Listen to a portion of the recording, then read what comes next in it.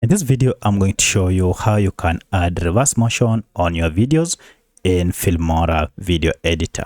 If you find this video helpful, I'll kindly request that you support me by liking the video and also by subscribing to this channel.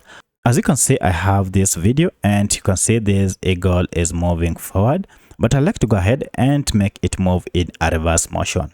To do so, it is quite simple.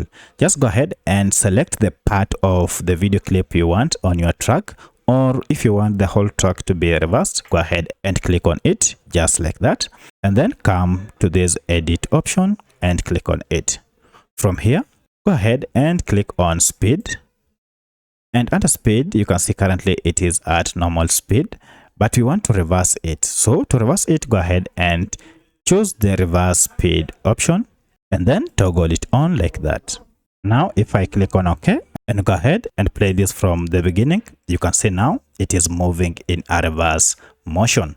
If you want to undo the reverse motion, just go back again to this and turn it off, and it will restore your video back to the normal motion. If you have any other question, kindly let me know in the comment section. Otherwise, thanks for watching and let's meet in the next video.